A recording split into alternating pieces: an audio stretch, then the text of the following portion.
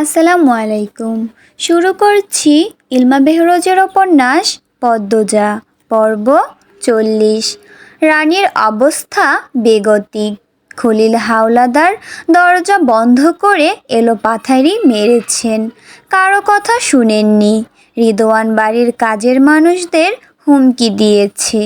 রানী গর্ভবতী, এই খবর বাইরে বের হলে সব কয়টাকে খুন করবে। মগা, মদন, লতিফা, রিনু ভয়ে আধমরা। তারা নিঃশ্বাস নিতেও ভয় পাচ্ছে। কেউ যদি বাইরে এই খবর বের করে, নিশ্চিত সবাই তাদেরই ভুল বুঝবে। রানী মারের চোটে অজ্ঞান হয়ে গেছে। সারা গায়ে মারের দাগ, ঠোঁট থেকে রক্ত ঝরছে। আমিনা রানীকে জড়িয়ে ধরে চিৎকার করে কাঁদছেন। খলিল হাওলাদারকে বারবার পাষাণ বাপ বলে আখ্যায়িত করেছেন। পদ্মজা পরিষ্কার কাপড় পানি এনে ফরিনার হাতে দিল। ফরিনা রানীর মুখে পানি ছিটিয়ে দেন। রানী কিছুতেই চোখ খুলছে না। লাবণ্য ফুপিয়ে কাঁদছে। রানীর সাথে তার সব সময় ঝগড়া হয় ঠিক, তবে ভালোও তো বাসে। দরজার বাইরে থেকে শুনেছে রানীর চিৎকার। রানী চিৎকার করে ডাকছিল, আম্মা, দাভাই, লাবণ্য, কই তোমরা? আব্বা মাইরা ফেলতাছে, বাঁচাও তোমরা আমারে। লাবণ্য, কই তুই? আম্মা। দরজায় সবাই মিলে অনেক ধাক্কা দিয়েছে, ডেকেছে। খলিল হাওলাদার সাড়া দেননি। এক নিঃশ্বাসে মেরে গেছেন। রানীকে মাটিতে ফেলে জোরে জোরে লাথি মেরেছেন। রাগের বশে রানীর তলপেটে বেশি আঘাত করেছেন। আর রানী আকাশ কাঁপিয়ে কেঁদেছে। কেউ পারেনি ঘরের ভেতর প্রবেশ করতে।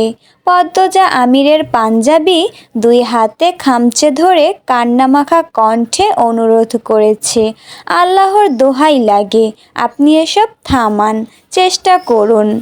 আমির অনেক চেষ্টা করেছে দরজা ভেঙে ঘরে প্রবেশ করার, পারেনি। যখন করাত আনার জন্য প্রস্তুত হয়, তখন খলিল হাওলাদার বেরিয়ে আসেন। রানীর গলার স্বর থেমে যায়, আর শোনা যাচ্ছে না। সবাই ভেতরে প্রবেশ করে দেখে রানী উপুর হয়ে পড়ে আছে, শরীর রক্তাক্ত। আমিনা রানী বলে চিৎকার করে ওঠেন। ছুটে আসেন রানীর কাছে।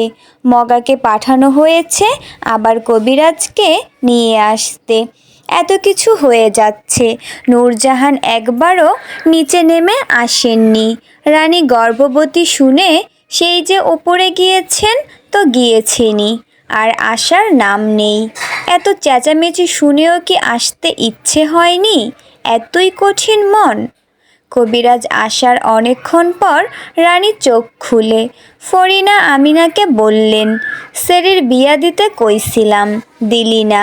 সেরির কথা হুনছিলি তোরা, এখন তো মজা বুঝতেই হইব। ২০ বছরের যুবতী সেরি এখন বাপের ঘরে থাহে। আমিনা কিছু বলতে পারলেন না, আঁচলে মুখ লুকিয়ে কাঁদছেন। মজিদ ঘরে প্রবেশ করেন। ফরিনাকে জিজ্ঞাসা করলেন, মেয়েকে জিজ্ঞাসা করো এই আকামের সাথীকে। পদ্মজা ধীর পায়ে পালঙ্কের পাশে এসে দাঁড়ায়, মাথায় ঘোমটা টানা। ফরিনা রানীকে জিজ্ঞাসা করলেন, বাচ্চার বাপ কেডায়? রানী কিছু বলছে না, ঠোঁট কামড়ে কাঁদছে, চোখ বেয়ে জলের ধারা নামছে। ফরিনা তেজ নিয়ে বললেন, কিরে সেরি, এখন কথা আয় না কেন? বাচ্চার বাপের নাম কিতা, কইবি তো? বিয়া তো দেওন লাগবো। তবুও রানী চুপ। তার কান্নার বেগ বেড়ে গেছে। মজিদ হাওলাদার লাবণ্যকে ডাক দিলেন, লাবণ্য। লাবণ্য কেঁপে উঠল। মজিদ জিজ্ঞাসা করলেন, তোর তো জানার কথা, একসাথে থাকিস। কার সাথে রানীর সম্পর্ক ছিল? লাবণ্য মাথা নত করে দাঁড়িয়ে থাকে, আর চোখে রানীকে দেখে। রানী অন্যদিকে তাকিয়ে আছে।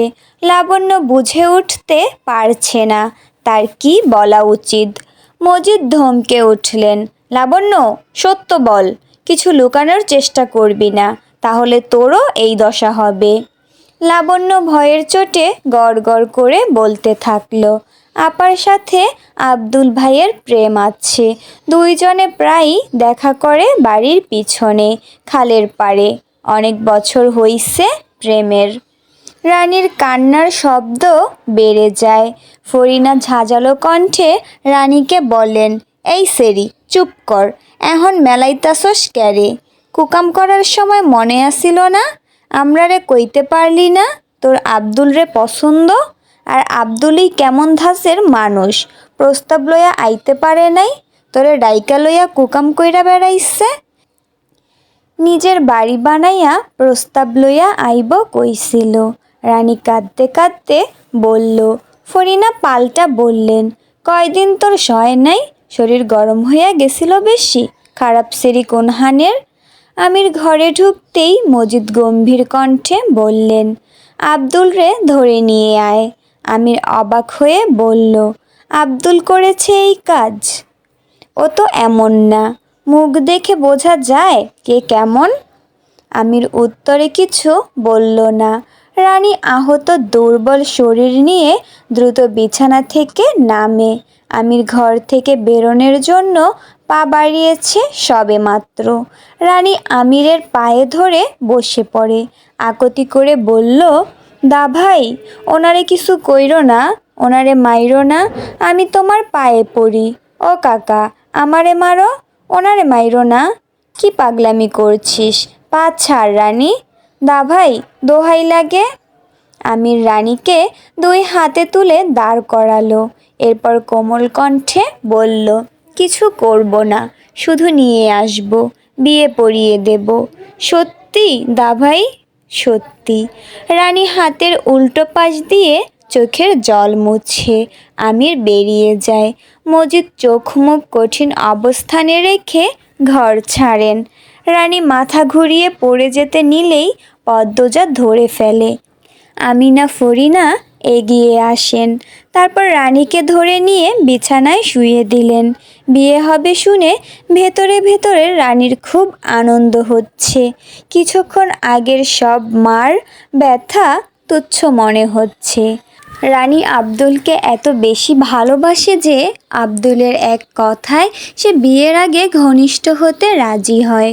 যখন যেখানে যেতে বলেছে তখন সেখানেই গিয়েছে, দ্বিতীয়বার ভাবেনি। অন্ধভাবে ভালোবেসেছে।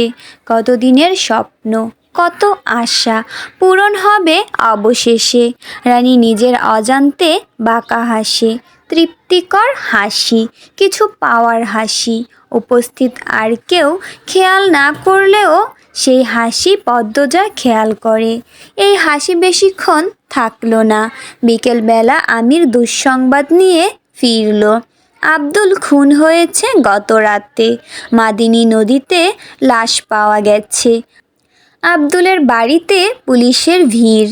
রানীর কানে কথাটা আসতেই এক চিৎকার দিয়ে লুটিয়ে পড়ে মাটিতে। জীবনের সুখের আলো নিভে যায়, নিভে যায় স্বপ্ন পূরণের ইচ্ছের প্রদীপ। পদ্মজা এই খবর শুনে স্তব্ধ হয়ে দাঁড়িয়ে থাকে। প্রতিটা মৃতদেহ নদীতেই কেন পাওয়া যায়? এতে কি প্রমাণ পানির সাথে ধুয়ে যায়? আগের খুনগুলোর খুনি কি এই আব্দুলের খুনি? পদ্মজা চেয়ার টেনে বসে, মাথা ব্যথা করছে খুব, রগ দপদপ করে কাঁপছে। চোখ বন্ধ করে ভাবে, এই অলন্দপুরে পাপের সাম্রাজ্য কারা তৈরি করেছে? ভাবতে গেলে শরীর কেমন করে। শূন্য হাত নিয়ে ভাবনা থেকে বের হতে হয়।